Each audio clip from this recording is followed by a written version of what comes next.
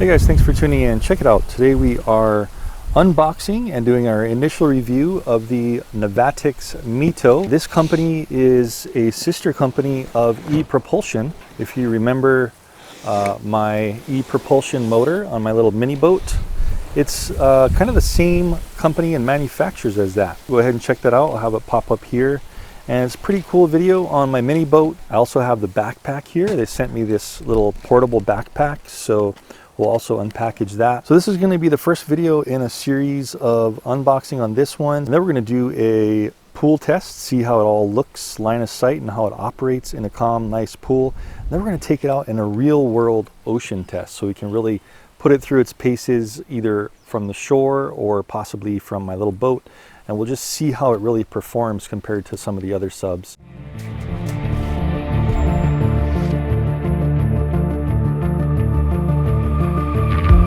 This case is pretty darn awesome. It's like that injection molded, really durable foam. You may have seen it from some of DJI products like their larger Phantoms, but they really did a good job at this. It has these little clips and it's a double clamshell. So we have the drone on the top and then we have the other peripherals on the bottom. So we'll open this up real quick here and just look at that workmanship, man. It's just, well, not really workmanship, but it's injected molded really well. And there it is. So there is the MITO. Really nice looking sub here. As you can see, it's not too giant. It's actually a nice mini size, so I'm liking that. It does come with 2 batteries. One of the batteries is already in the unit. And something you'll notice here is, check this out. It comes with 4 propellers. So kind of unusual. I've never seen a sub before come with 4 extra propellers. This is a 2 vertical, 1, 2 for that pitching up and down. If you'd like to, you can do that with this one. And then it comes with 2 horizontal motors for turning the head left and right.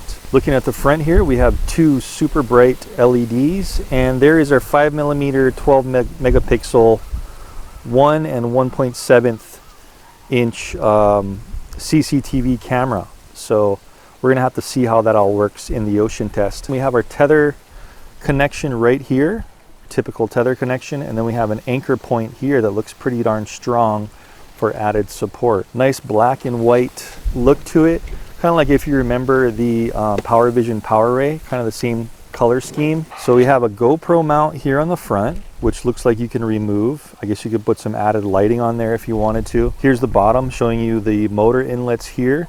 And this is a first. I've never seen this. Check this out. So look at that door, 2 tabs, and it's spring loaded. So isn't that kind of cool? A spring-loaded little door. Let's turn it around here so we can get a look at the insides. First of all, we have our battery connector.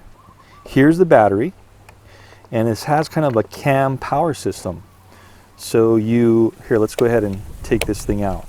Loosen up the power cable. We'll pull that off. This battery actually clips in with these 2 little clips, so it won't move out. It kind of actually goes in sideways. And that's what the battery looks like. It's a lithium polymer rechargeable battery. Capacity is 550 milliamp hour 4S battery. Slot in the sub there. This drops down sideways, and listen to the click. These 2 tabs click in. We just put in our power cable. Once we're ready to go, we just turn this cam just like that to the on position. It pushes in that little red thing. And then what we'll do is we'll just close it up, and we're ready to go. You can see how that's going to slide over the bottom of the ocean surface. A lot of drones have trouble with keeping it pretty minimal, but this one looks like it is nice and minimal. There's not too many appendages sticking out, just basically the attachment for the tether. A little bit of venting here on the top and their logo right there, Navatics on the front. 2 batteries. I got an extra one right in there for multiple dives on the same session. And check this out, guys. This is a little bit of a clear, I'm not sure if it's glass, but it is a very hard clear plastic cover which can go right over the camera to guard that camera if you wanted. And also it looks like a possibility to add filters to the front of it. There is another slot for another lens cover, but I don't have that one here. Possibly that's the one they're working on for maybe like a red filter or something. Anyway, let's set the sub on the side, close this side up, flip it over, and look at the other side here with all the other stuff we get. So same kind of really nice fit and finish. That just pops right open. And check this out, guys. This is their Wi-Fi buoy. And what you'll notice right away is, look at this black stuff right here. This is solar panel. So this thing is actually going to be waterproof, and it can float on the water, and it can charge itself, I guess, while it's floating. I'm not sure if that charge will go into the sub itself, but that's pretty interesting how that works. Let's just take it out of the package, kind of have this foam ring around it, fully waterproof, which is pretty darn awesome. And the way you turn it on is you just pull this thing up. That comes up. We have a power light here on this side, and I'm not sure if you can see that, but it's a blue tinge of a light, and that's letting you know that the Wi-Fi is ready to connect your iPad and controller. There is a USB connector right here to charge it, which has a waterproof plug. So you're going to want to make sure you close that plug really good before you throw this thing in the water. But that's it. So this thing's going to float out there in the water. I believe this is only a 50-meter tether though. But when you have something that can be out there in the water floating, and then the sub can be pulling it around, that really amplifies your range.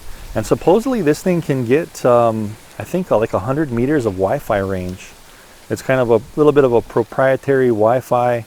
And so we'll also see, we'll do some range tests and see how that works. If you did want to limit to the length of tether you have out, you just go ahead and lock it with this little carabiner clip. Put the tether right in here, lock it off, and so it can't unravel anymore. So that's kind of a cool option. There's also a couple of holes around the outside. Looks like there's 4 holes, so you could put attachments on there if you wanted to. And check out that solar panel. That is a real working solar panel, guys. This one is only a 3.7 volt lithium battery. Looks like about 10,000 mAh of a lithium battery in here. And let's not forget the other end of that tether on that reel there. There is the part that's going to connect into the sub, the connector. And check this out. So a really well done little connector here. This is going to connect directly to, remember that little anchor point on the sub. And you can see that it's just a really well done. They even have their name, Navatics, there right on the cable. Anyway, we do want to see what else we have in here. So there is our manual there, USB Type-C cable to regular USB, and then we have another one. So we got 2 of those. We do have a charging plug here, guys. So quick charge 3.0 USB, and check this out.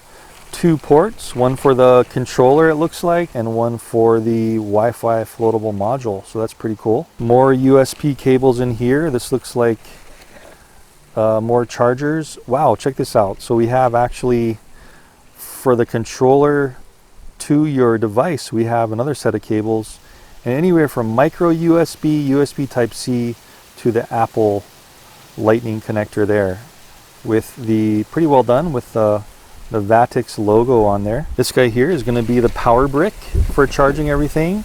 So we have the power brick with just a regular figure 8 connector there on the back, and there is our plug to plug into the wall. The other side of this charger does have that battery connector. Okay, last but not least, guys, here it is. How are you going to control this thing? And this looks very interesting. It kind of reminds me of, you remember that gaming service called Steam? I think they were making a controller, and this really reminds me of it, because look at this, there's no joysticks. Where are the joysticks? There's nothing. It's like touch pads. So this is going to be kind of interesting. This might take a little bit to get used to, but that's the controller. If you have an Android device, click it to Android. If you have an iOS device, click it to iOS. It can do both. We have a little thumbstick button here, X, Y, A, B buttons there. And then on the bottom we have cooling vents, a power button, a USB Type-C on the bottom for charging, and also a USB connector right there on top. I think that's where you're going to be linking your phone or tablet. More cooling inside here. So it looks like this is going to be a pretty powerful device. We have a LT and an RT trigger on the top, and these just feel like one click on each. But that's basically the controller. Pretty slick looking. It looks exactly like something like a PlayStation controller mixed into like a Steam controller. The antennas are pretty cool, very Mavic-esque. They do fold down and kind of, they don't really click together, but they have a nice fit and finish, and they all just go together really well. So really neat controller. Here's how this works, guys. So we have these two connectors. That goes right, snaps into the back of the controller. And then, gosh, it looks like we're not going to really be able to use a tablet with this, but maybe we can put an extender on here and try it out. So then we have this little device, and that snaps on just like that. Okay, so I'm finding the first negative kind of weakness of this whole product is the phone mount. It looks like it's not very well done. It's going to come out very easily from the controller. It just kind of falls out like that. So I'm not liking that.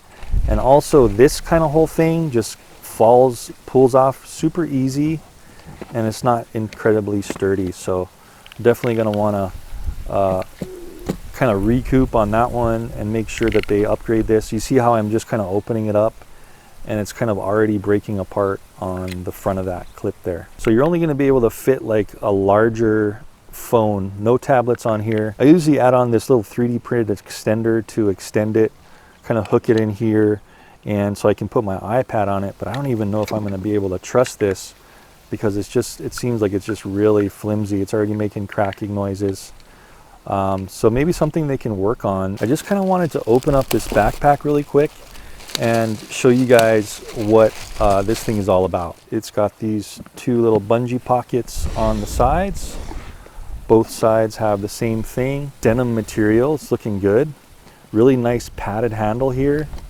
And of course a backpack hook here. Before we open it up, let's check out the straps here. So two nice durable looking straps. We have the padding here, and then we have actually a zipper right here and a little waterproof mini pocket on the bottom of the waist, so you could store, like, say, your wallet or some paperwork in there, or keys if you wanted to, or a phone, and that should keep it pretty dry. Okay, unzipping this here, the top, and actually what I'm finding is this zipper is also waterproof. Check this out. Look at this. We have a Velcro on the top. So it looks like this is where we're going to store our Wi-Fi module. Nice. That's going to slide right in there. And then looking inside the backpack, we have these two little cubbies on the back here. One little guy here, looks like this might be what we can put the controller in. Clip here to hold the actual sub in there.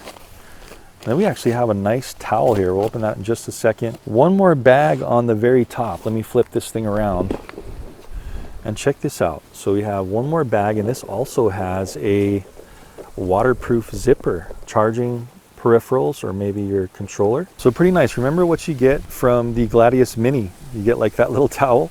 It looks like Navatics is doing a towel as well. So you get a nice gray towel with their brand Navatics on it. Okay, anyway guys, let's bring this thing in the house, get the iPad or cell phone up, and I'll be showing you the interface, how all the controls work, and how all that stuff looks. So we're just going to open this up. I'll show you real quick how I have everything sorted in the backpack. Snaps right in here, the main sub unit. Quite a bit of room in here since the sub is kind of like open in certain areas.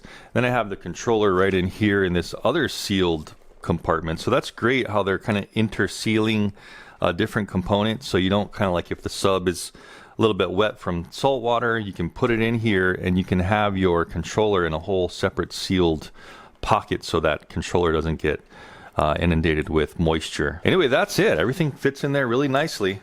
Screw that on nice and tight, and then there's our little secure lanyard, and this is going to go right here on the back. You can see how that hooks on there very, very nicely, and you're going to be able to pull that, you know, pretty darn hard and not have any breakage. Lift it up from this anchor point if needed. Pull up this antenna. When you do that, remember, this whole thing turns on. Now we can go ahead and work on connecting this controller up and getting everything on. We're going to go to Android. I did find it. It is an early access app apparently, so I guess I'm getting this unit kind of early before mass production release. So go ahead, and I downloaded the Navatics MITO app. I'm just going to click on it here, and we have a privacy policy. So at this time, we'll also go ahead and turn on the controller. I'm just pressing this power button on the bottom. Feeling a little bit of a vibration there, and let's just try to get this connected now. I need to go make an account, I guess, kind of like what DJI does. We need to create a whole account. So let me go through that real quick. Okay, there we go. So that was pretty easy. I just had to basically punch in an email and a password. They sent me an email and I had to enter this activation code within 60 seconds. So this is where we're going to need to grab our corresponding cable. Remember, they gave us 3 in the pack for all different types of connectivity for phones. So go ahead and plug it in here. This is where you're going to plug it in the back, and then just reach around and we plug it into the phone itself. Right here to the bottom. Okay, cool. So I got a little notification, allow Navatics to access V1. Okay. Nice. Okay, now it kind of knows that the controller is connected and everything. So we have 2 options, scan QR code or input activation code. Let's just input an activation code, I guess. And on the very back, I have an activation code or a QR code right there. So let me go ahead and put this in. Allow Navatics access to V1. Okay, and let's try to connect. There we go. Okay, we just got a little notification, buoy connected. Let's try it, start diving. Okay, wow, buoy power is less than 10. I just kind of charged it, so that's weird. Right off the bat, a little bit concerning is, check out the lag. So let me let you see my hand on the right here of the phone in real time, and look how much lag there is. So it's a little bit choppy and quite a bit of lag. So man, I was really hoping that this one would be a little better. But you know, sometimes with Wi-Fi, that's what happens. Let's just go over the interface really quick. We have settings, we have camera, we have record, taking photos. Looks like this is going to switch between video and pictures. Took a little while for that to switch, so maybe a little bit of optimizing they can do. Man, the buoy's already at 2%. It just dropped like drastically, so I don't know, maybe the batteries are kind of weird on this. I did let it charge for an hour. Anyway, we do have a compass here. Looks like we have the way the controller's facing, and then we also can see which way the sub is facing. You see how that turns and all of its lagging glory? When I pitch up and down, that little guy moves there to show the actual pitch angle, so that's kind of cool. We have our depth here, and then, oh, that's kind of neat. We have a little GPS. I'm not sure how it knows how far away it is. Maybe the floating buoy over there actually has a GPS in it, because check it out. It's saying it's 0.39 meters away. We have our lights here, temperature, and then it looks like we can play our videos from the gallery there. See if we can go into our settings. Okay, we have yaw speeds, parameter settings. Now this is cool. I haven't ever seen this before. You can adjust all these dive speeds and depth. So kind of like a little geofence if you wanted to. And then if we press on there, we have our, okay, server version failed. It said something about battery not full, so apparently we can't do that because we have a low battery, but that's the update. And then we have gyroscope and the compass to calibrate, so we can do that there, and that's really all there is in the settings. If we go into camera, we have a few different settings here. FPS, 25 or 30, field of view, wide or rectified, and then we have SD, which is our memory card. Use 0 gigabyte out of 59, so this is a 64 gig version in here. And there is our resolution. So right now it is in 4K resolution. You can also do 2K and 1080 down there. So I'm gonna leave it in 4K. Then we have an EV setting there. It should auto EV. And then we have a P and an M. So, oh wow, so you can adjust your ISO and all that stuff manually if you wanted to, over there on the right. I'm just gonna leave it at auto. That's kind of about it. Y turns the motors on and off, and then B is your kind of lighting adjustment. There we go. See that? Oh, pretty cool. This one right here, guys, this little thumb pad, this should be actually pitching up and down. So it should bring the nose up and down when we're in some water. But obviously we can't do that right now. Now that I have the motors going, let's press this little motor guy. Oh, that's kind of neat. It tells you all the RPMs of the top motors and the horizontal motors. So what do you say we run through a little quick pros and cons for what we can kind of see out of the box? As you can see, that lag is a little bit disappointing. And the only real other thing I have a problem with is this phone mount here. It's going to work decent for like smaller phones, but it just doesn't feel like this is up to par with everything else on this kit. Make this rotatable because it's just fixed position there, and also make it able to hold like larger iPad minis. I don't think it'll even hold an iPad mini or even an iPad. So a couple of issues they're going to need to address there. Everything else looked great. The backpack was amazing. The fit and finish on everything else looks very, very well done. Maybe a little bit of a negative is how you have to remove the battery. It's kind of a complicated process, but you know, that's doable as long as we have a few hours of operation. Quite an interesting product so far, guys. We are going to put this thing through the series of tests. Don't forget, I do full-on test from the unboxings all the way to a pool test, see how it handles before we go in the ocean. Then I do my ocean test. So we're going to really put this one through the paces. So one cool thing about this one, don't forget, is it has this floating buoy. So that's going to be very, very interesting to test. We'll be able to go a lot further than we can on like just a main tethered from the shore or tethered from the boat type of a sub, but also that also has its precautions. You don't want to get too far away, lose connection.